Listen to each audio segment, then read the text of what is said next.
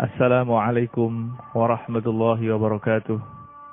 Bismillahirrahmanirrahim. Alhamdulillahi rabbil alamin. Wassalatu wassalamu ala ashrafil anbiya'i wal mursalin Sayyidina wa maulana Muhammadin wa ala alihi wa ashabihi wa man tabi'ahu ila yaumiddin. Amma ba'du. Para pendengar yang saya muliakan, alhamdulillah, seperti biasa pada malam hari ini kita bisa bersua kembali dalam kajian rutinan kita, kajian fikih, kajian kitab Takrib karangan Imam Abi Suja. Alhamdulillah, dalam kajian kita yang lalu telah kita terangkan, telah kita jelaskan mengenai cara untuk membersihkan atau cara untuk mensucikan najis mukhaffafah, yaitu kencingnya anak laki-laki, anak kecil laki-laki yang masih di bawah umur 2 tahun, yang mana anak laki-laki tersebut belum makan sama sekali kecuali air susu ibunya. Juga dalam kajian kita yang lalu telah kita terangkan cara mensucikan najis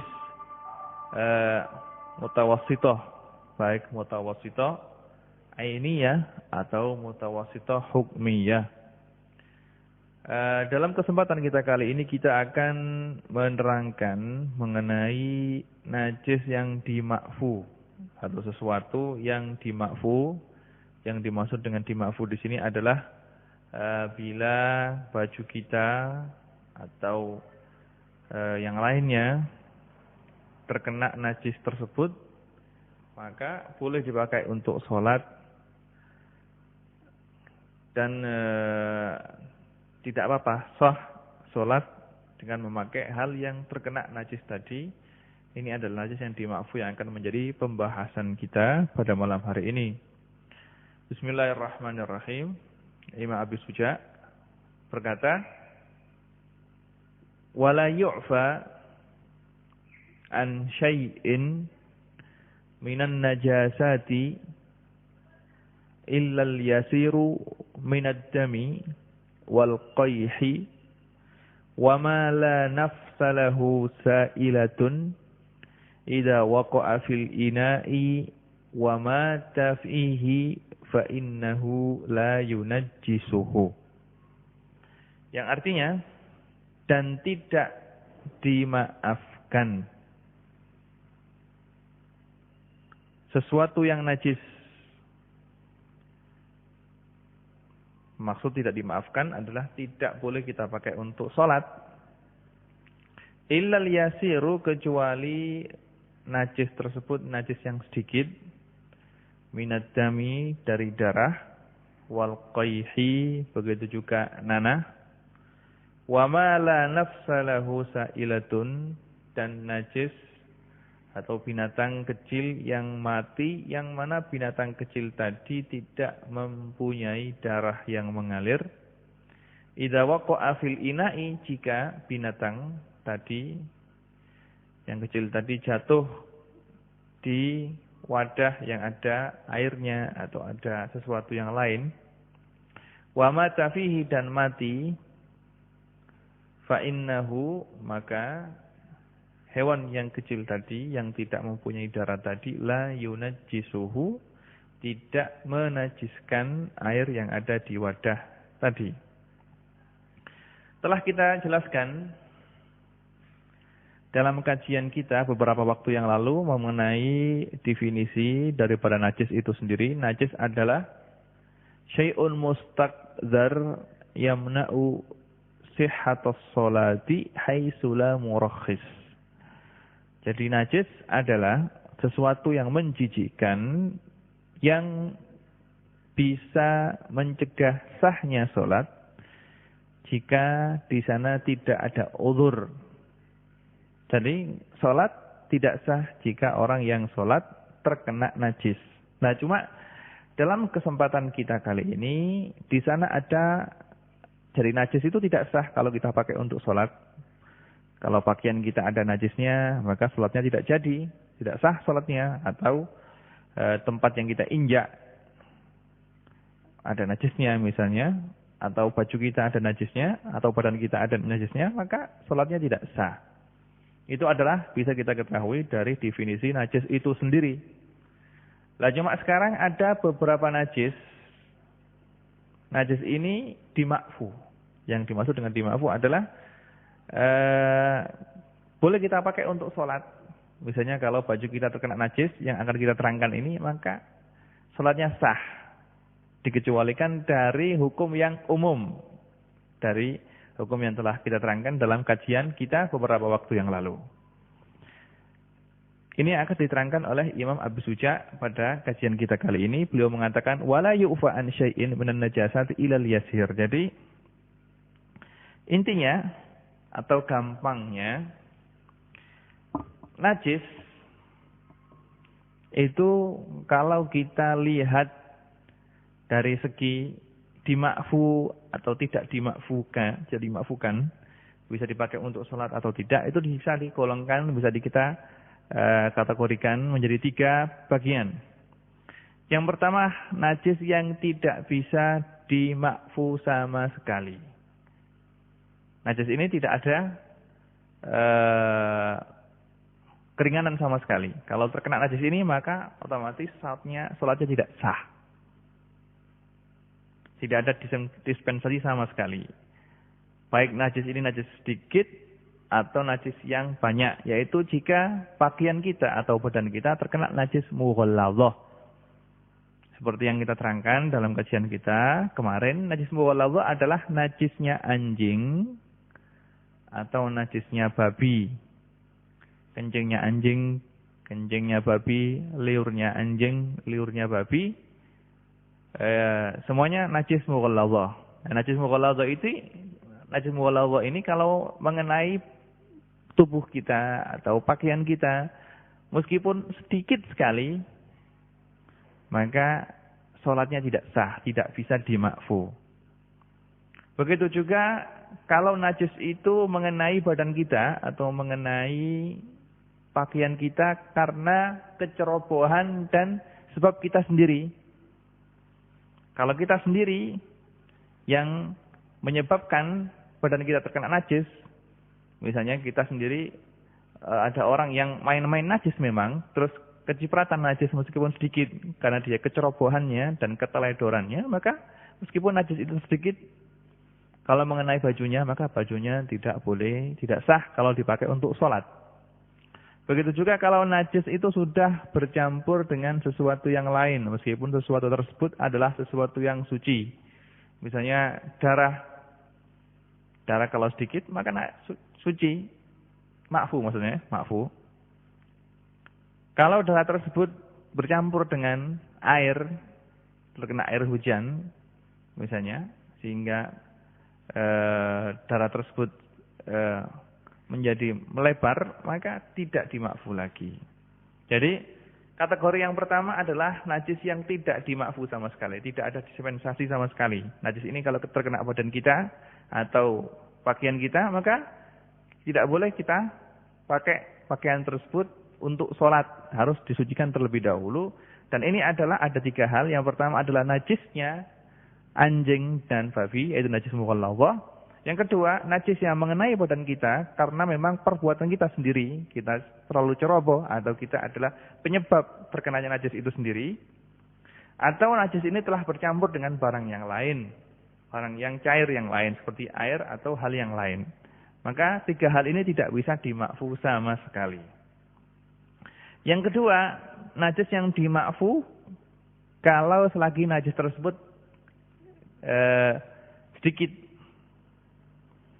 Kalau najis tersebut sedikit maka dimakfu, tapi kalau banyak maka tidak bisa dimakfu, tidak bisa ditolerir lagi. Jadi kalau sedikit bisa dimaafkan. Kalau kita pakai salat maka salatnya masih sah. Kalau banyak maka tidak sah. Najis ini adalah darah ajnabi, adam al-ajnabi, darahnya orang lain atau darah bukan dari tubuh kita sendiri. Begitu juga nanah dari bukan kita sendiri. Bukan nanah dia dan bukan darah dia, darahnya orang lain atau darahnya binatang. Kalau darah tersebut mengenai tubuh kita atau mengenai pakaian kita, selagi darah tersebut tidak dari najis muwallawah, tidak dari darahnya anjing dan darahnya babi, juga kita terkena darah tersebut bukan karena kecerobohan kita, dan bukan karena kita yang menyebabkan terkena darah. Misalnya kita lewat, tidak taunya dari atas ada orang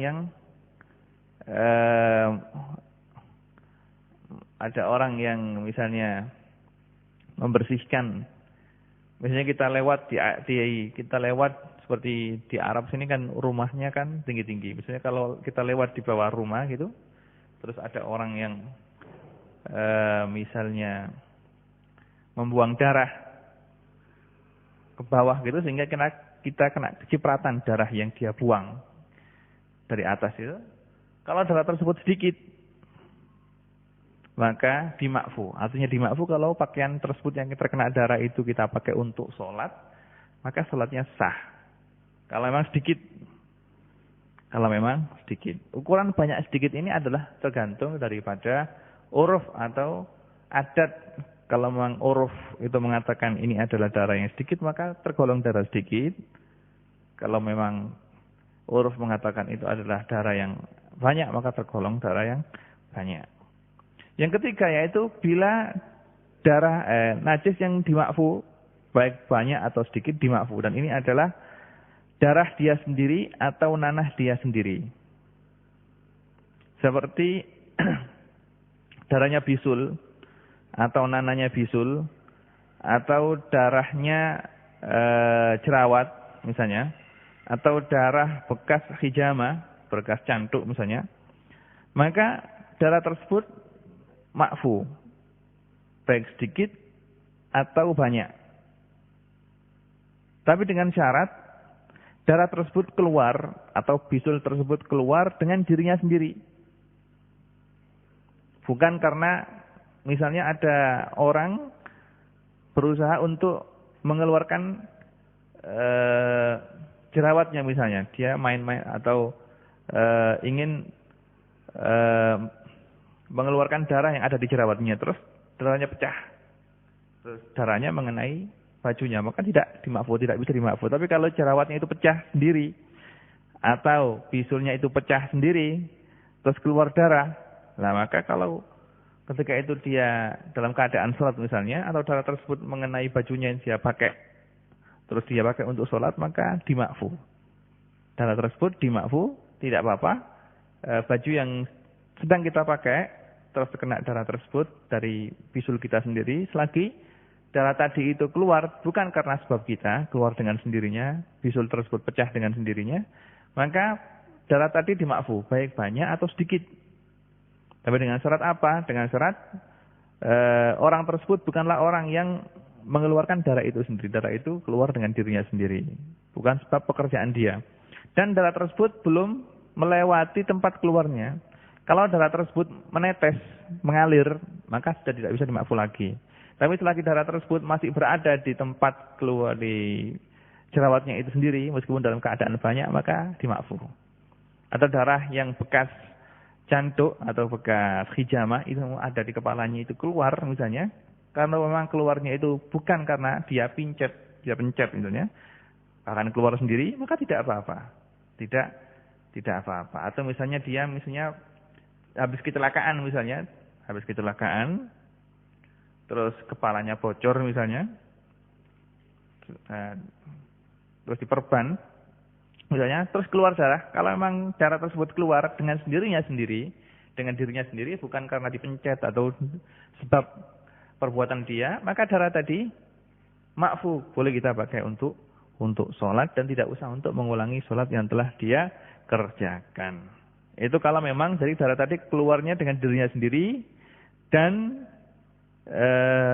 darah tadi itu tidak netes atau tidak mengalir, masih berada di tempat keluarnya. Tapi kalau sudah merembet dan banyak sudah mengalir, maka sudah tidak dimakfu lagi. Sudah tidak dimakfu lagi. Ini adalah keterangan mengenai najis yang dimakfu. Jadi eh, secara global mengenai najis yang dima'fu ini akan diterangkan lebih mendetail lagi ketika Imam Abi Suja menerangkan mengenai masalah syarat sahnya sholat. Insyaallah akan kita ulangi lagi. Cuma secara global mengenai darah yang dima'fu dan tidak dima'fu, atau najis yang dima'fu dan tidak dima'fu ini, yang pertama adalah najis yang tidak dima'fu sama sekali, yaitu ada 3, yaitu najis mughalladhah. Yang kedua adalah najis yang mengenai badan kita atau baju kita, pakaian kita karena sebab pekerjaan dan keteledoran kita sendiri. Yang ketiga, kalau najis tersebut telah bercampur dengan barang ajnabi seperti air dan yang lainnya, maka 3 hal ini tidak bisa dima'fu sama sekali, baik sedikit atau banyak. Yang kedua, najis yang dima'fu kalau sedikit, kalau banyak tidak dima'fu. Apa itu? Yaitu darah atau nanah yang mengenai tubuh kita atau mengenai pakaian kita, kalau memang darah itu adalah dari orang lain, bukan dari diri kita sendiri.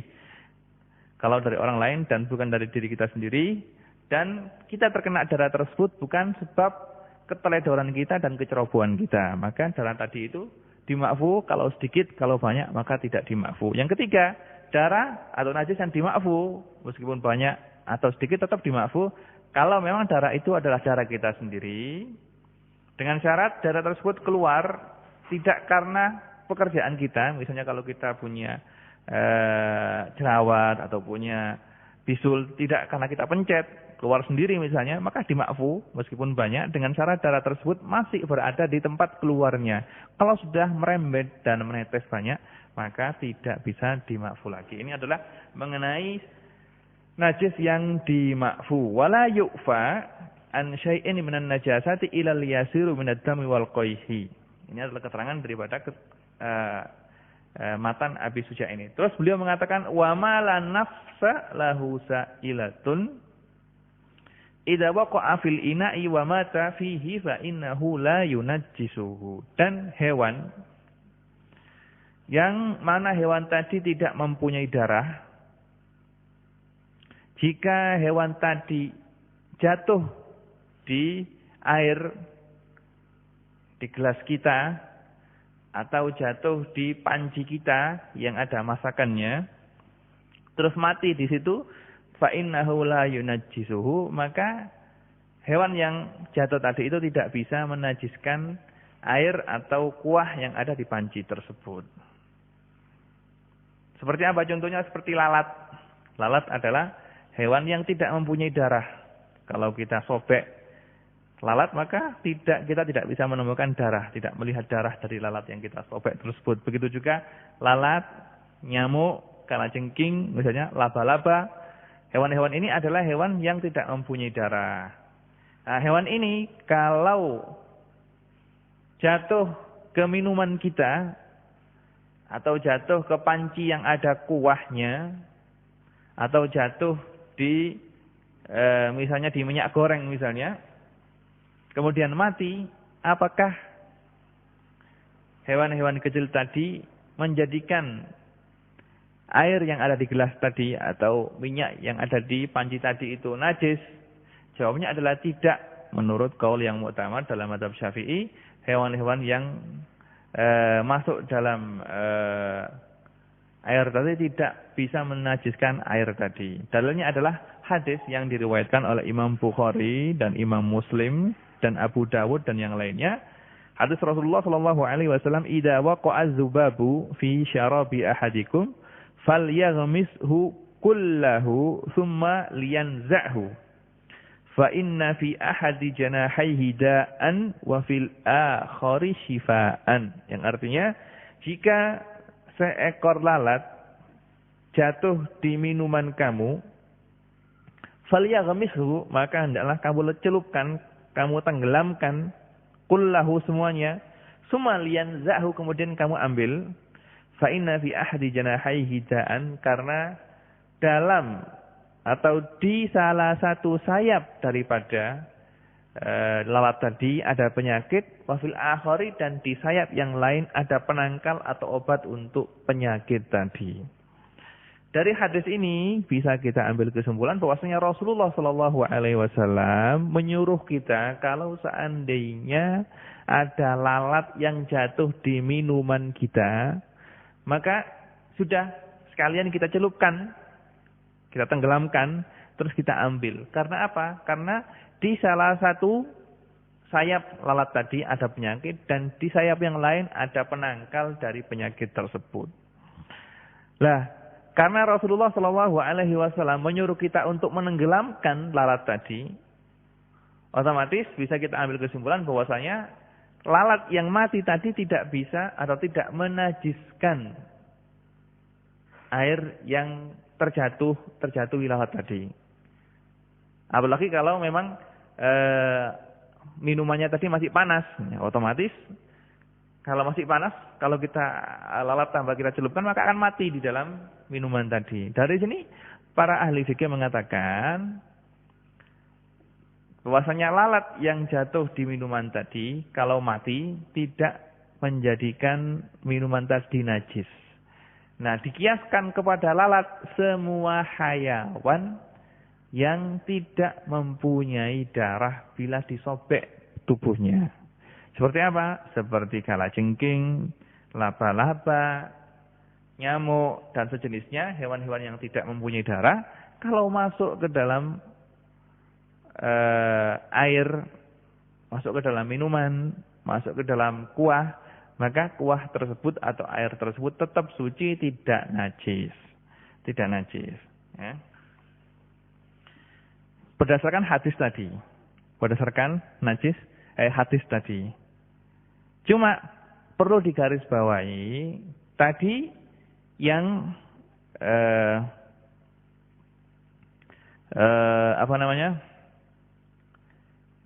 yang Rasulullah Shallallahu Alaihi Wasallam dari hadis tadi bisa kita pahami bahwasanya beliau Rasulullah menyuruh kita kalau ada lalat yang jatuh di minuman kita untuk menenggelamkannya terus kita ambil kembali. Nah, kalau untuk hewan yang lain tidak bisa karena Rasulullah Shallallahu Alaihi Wasallam menyuruh kita untuk menenggelamkan menenggelamkan lalat tadi itu karena memang salah satu di sayap lalat tadi ada penyakit dan di sayap yang lain ada penangkalnya. Tapi untuk hewan yang lain tidak bisa kita perlakukan seperti lalat. Tidak bisa. Kalau masuk itu sempat kita ambil. Nah, Imam Nawawi mengatakan termasuk dalam golongan hewan ini, dalam kategori hewan ini adalah al-waza, yaitu cicak. Ya, cicak misalnya kalau masuk ke dalam makanan, maka kalau mati di situ boleh kita ambil dan makanannya tetap suci, bisa kita makan. Tidak apa-apa, sayang ya. Tapi kalau tidak jijik, kalau jijik ya tidak tahu lagi. Ala kulli halin, hewan ini tidak bisa menajiskan minuman atau air yang jatuh di dalamnya. Tapi perlu digarisbawahi bahwasanya hewan tersebut atau bangkai daripada hewan tersebut tidak menajiskan kalau memang hewan tadi itu sedikit. Seandainya misalnya lalat yang masuk itu 10 ekor lalat masuk semuanya ke dalam gelas sehingga minuman yang ada di gelas tadi itu berubah warnanya, maka menjadi najis. Jadi disyaratkan agar air yang ada di gelas tadi masih dalam keadaan suci kalau memang air tadi tidak berubah dengan kejatuhan lalat tadi. Tapi kalau lalat yang jatuh itu 10 ekor lalat semuanya masuk ke situ misalnya, maka dan airnya berubah, nah, otomatis airnya menjadi najis. Maka disyaratkan harus tidak berubah. Misalnya semut kan seperti lalat, tidak mempunyai darah kalau kita sobek semut tadi. Kalau misalnya minuman yang ada di gelas itu kejatuhan semut 1, 2, 3, maka bisa kita ambil karena semut tadi tidak bisa menajiskan air yang ada dalam gelas tadi. Tapi kalau semut yang masuk itu misalnya 50 ekor semut sehingga air yang ada dalam gelas tadi itu berubah warnanya, maka otomatis airnya kita hukumi air yang najis. Jadi syarat air tadi tetap bisa suci, air suci tidak berubah kalau memang lalat yang masuk atau hewan yang masuk sedikit 1, 2 dan tidak merubah sifat daripada air yang kemasukan binatang tadi. Juga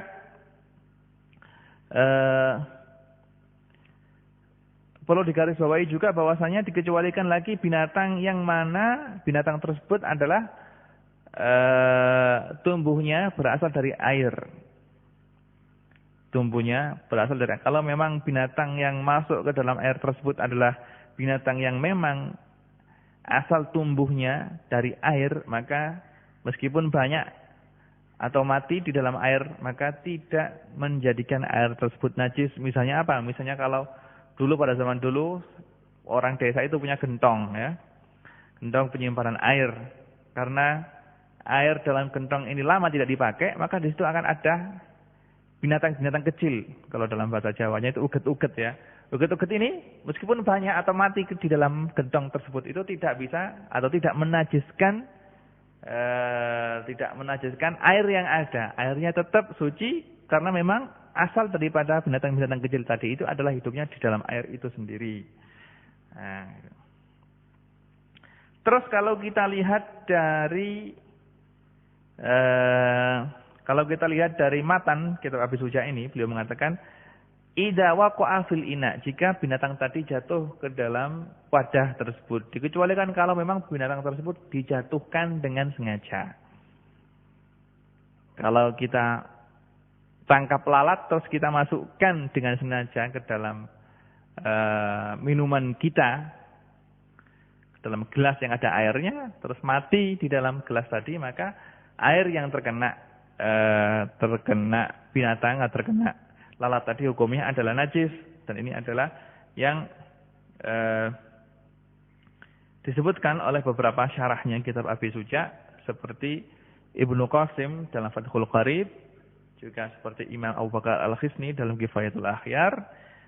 Beliau mengatakan bahwasanya dari takbirnya musannaf dengan memakai kata-kata idza waqa'a, dikecualikan kalau idza auqa'a, kalau memang kita menangkap lalat terus kita masukkan dengan sengaja ke dalam minuman kita terus mati di dalam minuman tadi, maka hukumnya adalah bahwasanya hayawan tadi atau lalat tadi bisa menajiskan minuman yang ada. Cuma beberapa orang mutaakhirin seperti Imam Al-Bajuri, Syekh Al-Bajuri dan juga Imam Nawawi Banten, beliau mengatakan kalau selagi lalat yang kita tangkap itu dalam keadaan hidup kita masukkan ke dalam air, atau kita sengaja kita masukkan, kita tangkap lalat dalam keadaan itu terus kita masukkan, kita cemplungkan, kita lemparkan ke dalam air itu masih dalam keadaan hidup terus mati ketika masuk dalam air, maka hukumnya tidak menajiskan air yang ada. Ini ada yang dikatakan oleh ulama mutaakhirun.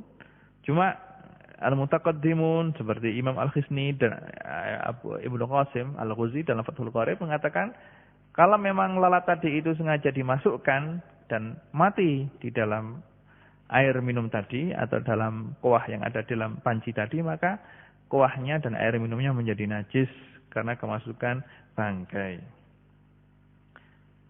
Kemudian termasuk najis yang dimakfu lagi adalah najis yang tidak bisa kita lihat dengan panca indera. Najis yang tidak bisa kita lihat dengan mata kepala kita karena saking kecilnya, saking sedikitnya. Seperti kalau misalnya ada misalnya cipratan dari kencing misalnya. Kalau ada orang kencing di sebelah kita, otomatis kan nyiprat. Kalau selagi kita tidak bisa melihat cipratan kencing itu dengan mata kepala kita, maka hukum atau pakaian yang terkena daripada cipratan tadi itu, maka hukumnya tetap suci dimakfu. Selagi cipratan tersebut tidak bisa kita lihat dengan mata kita karena cipratan tadi saking kecilnya, maka masih dihukumi pakaian yang kita pakai dihukumi masih pakaian yang suci. Kemudian setelah menerangkan mengenai masalah najis yang dimakfu, Imam Abi Suja menerangkan hukum daripada hewan. Apakah hewan itu hukumnya najis atau suci? Beliau menerangkan wal hayawanu kulluhu thahir. Semua hewan hukumnya adalah suci. Ilal kalba wal khinzira, kecuali anjing dan babi. Wa ma tawallada minhuma, dan hewan yang dilahirkan dari anjing dan babi, au min ahadihima, atau dilahirkan dari salah satu dari anjing atau babi. Misalnya kalau ada babi kawin dengan kuda atau kawin dengan sapi, sehingga sapi yang perempuan tadi melahirkan sapi, maka sapi yang mana bapaknya tadi itu adalah anjing atau babi, hukumnya adalah najis juga. Jadi hukum yang asal bahwasanya semua hewan hukumnya adalah suci. Karena apa? Karena hewan itu diciptakan oleh Allah Subhanahu wa taala untuk kemanfaatan manusia itu sendiri. Allah Subhanahu wa taala menciptakan segala bentuk binatang untuk manfaat daripada manusia, dan segala yang bisa dimanfaatkan oleh manusia hukumnya adalah suci. Kecuali apa? Kecuali anjing dan babi. Anjing dan babi ini hukumnya adalah najis, dikecualikan dari kaidah yang ada.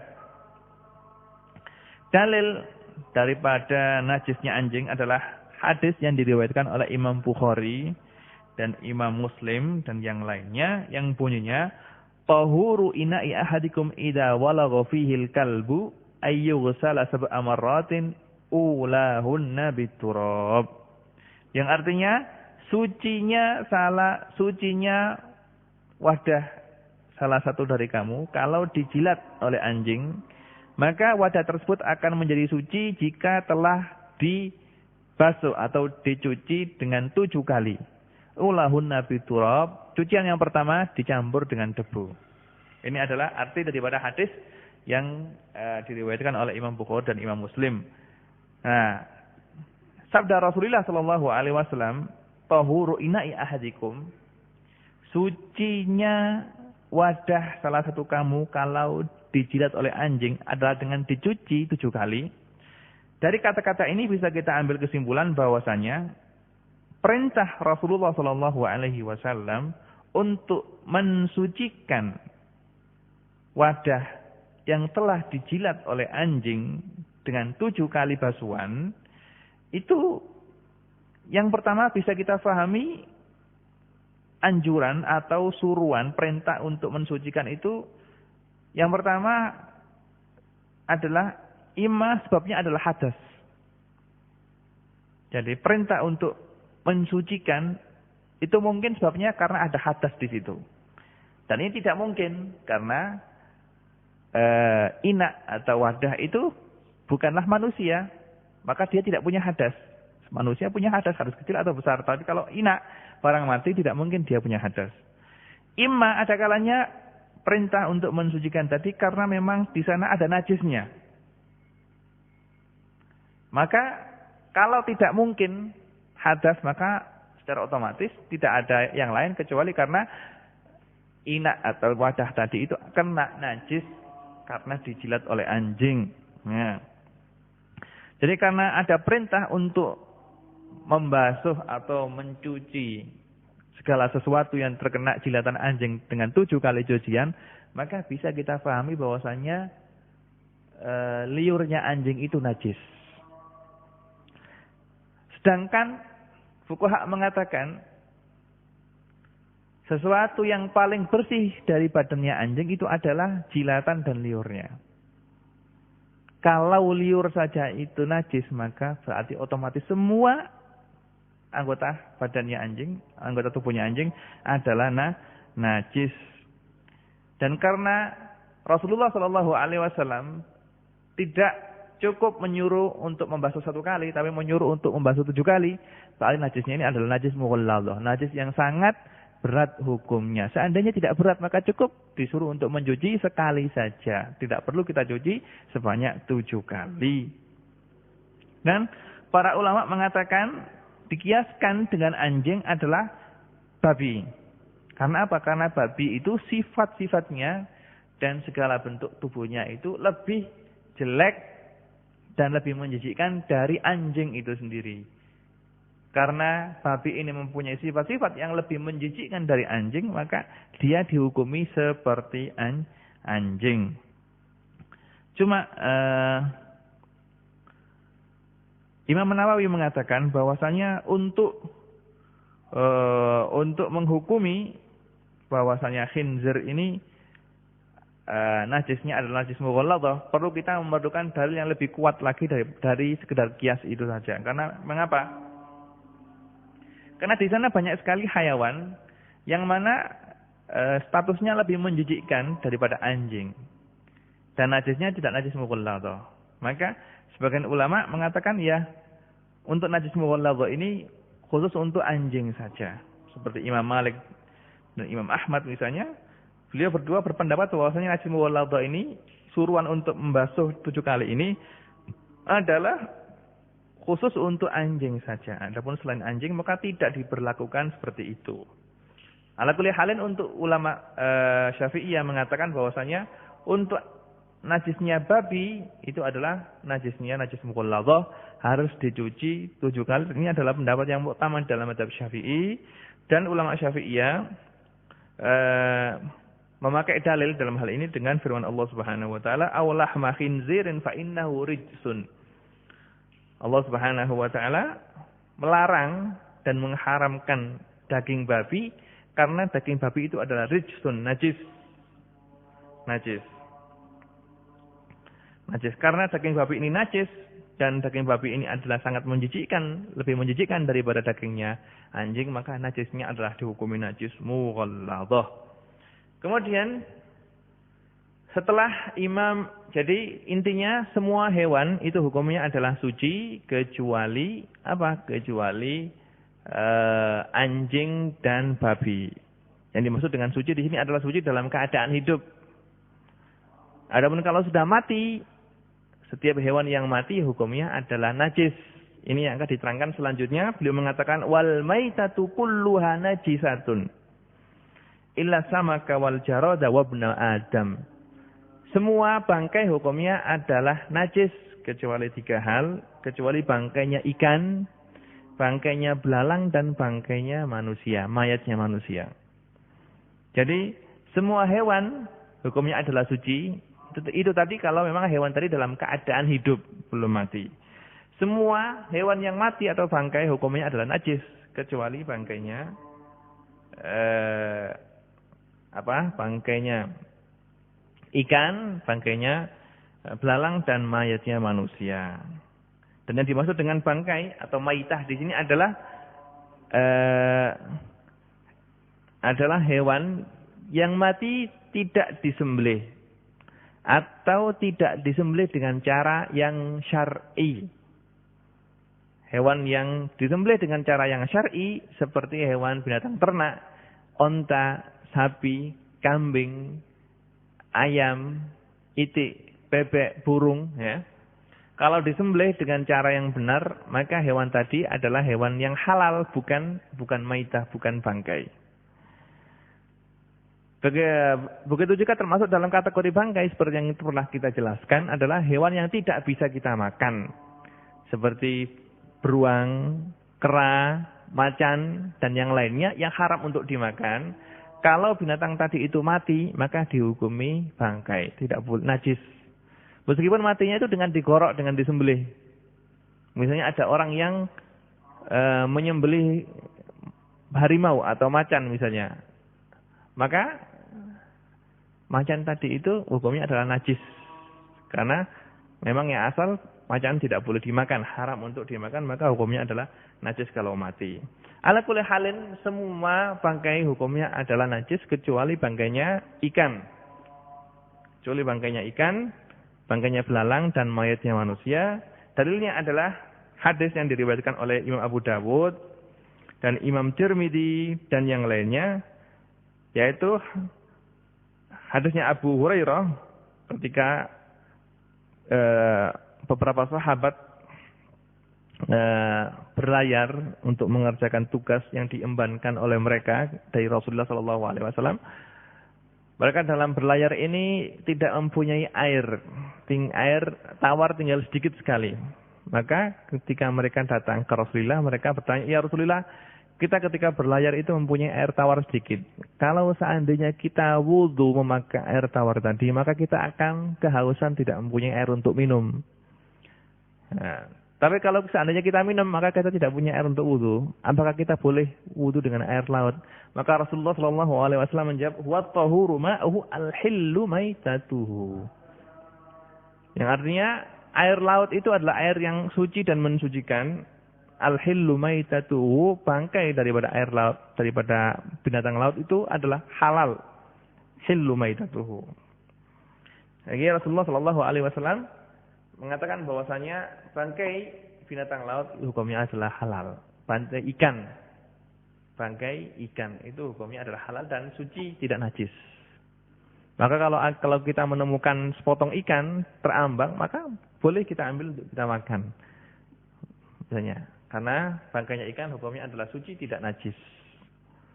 Yang dimaksud dengan ikan di sini adalah segala binatang yang hidup di dalam air, segala binatang yang tidak bisa hidup kecuali dalam air. Ini dinamakan ikan. Meskipun bentuknya seperti kucing atau seperti anjing, selagi binatang tadi itu tidak bisa hidup kecuali di air, maka hukumnya binatang tadi adalah ikan. Ikan. Kalau mati maka bangkainya suci, boleh kita makan. Kemudian dari hadis lain yang diriwayatkan oleh Imam Ibnu Majah dan Imam Malik di Muwatta yang bunyinya uhillat lana maitatani as-samaku wal jaradu, telah dihalalkan untuk kita untuk memakan dua bangkai, yaitu bangkainya ikan dan bangkainya belalang. Sesuatu yang dihalalkan untuk dimakan, otomatis sesuatu tersebut adalah bukan sesuatu yang najis. Sesuatu yang najis. Kemudian untuk sucinya mayat manusia, Allah Subhanahu wa taala telah berfirman, "Walaqad karramna bani Adam." Allah berfirman, kita telah memuliakan anak cucunya Adam. Dan termasuk jenis dan bentuk kemuliaan yang diberikan oleh Allah Subhanahu wa taala kepada anak cucu Adam adalah bahwasanya anak cucu Adam kalau mati mayatnya tidak najis. Ini adalah bentuk daripada kemuliaan, sebuah kemuliaan yang diberikan oleh Allah Subhanahu wa taala kepada anak cucu Adam. Kemudian dalam hadis yang lain yang diriwayatkan oleh Imam Hakim dan Imam Muslim juga Imam Bukhari, Rasulullah sallallahu alaihi wasallam telah bersabda, "La tunajjisu mautakum fa innal mu'mina la yanjus hayyan wala maitan." Yang artinya janganlah kamu menganggap bahwasanya mayat kamu sekalian itu adalah najis. Sesungguhnya orang mukmin kalau meninggal, sesungguhnya orang mukmin tidak akan menjadi najis baik dia dalam keadaan mati atau dalam keadaan hidup. Ini adalah hadis yang menerangkan bahwasanya mayatnya manusia adalah suci. Juga dalam hadis yang lain yang lebih jelas lagi, yang diriwayatkan oleh Imam Bukhari dan Imam Muslim, Rasulullah sallallahu alaihi wasallam telah bersabda, "Subhanallah, innal mu'mina la yanjus."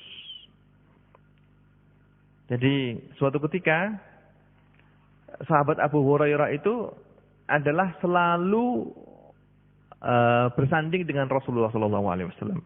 Jadi sahabat Abu Hurairah adalah salah seorang sahabat yang selalu menetapi Rasulullah, selalu bareng dan menyertai Rasulullah sallallahu alaihi wasallam. Gulanya adalah beliau ingin belajar agama kepada Rasulullah sallallahu alaihi wasallam.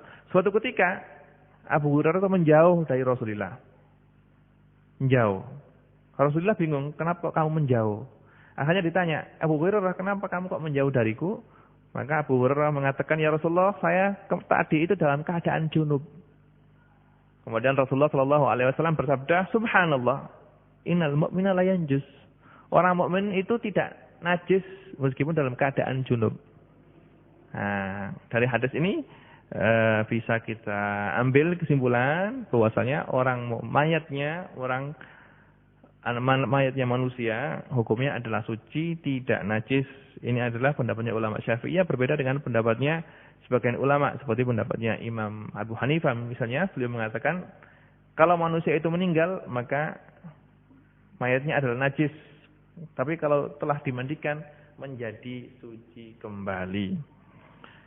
Kiranya cukup sekian kajian yang bisa kita ambil untuk malam hari ini, dan insyaallah untuk kajian kita yang akan datang kita akan membahas mengenai cara mensucikan najis mughalladhah, cara mensucikan najis mughalladhah. Nasallallahu subhanahu wa ta'ala ayarzuqana al-ilma wal amal wa yaj'ala ilmana hujjatan lana la hujjatan alaina wa sallallahu ala sayyidina Muhammadin wa ala alihi wa sahbihi wa sallam. Subhana rabbika rabbil izzati amma yasifun. Wa salamun alal mursalin walhamdulillahi rabbil alamin. Wassalamualaikum warahmatullahi wabarakatuh.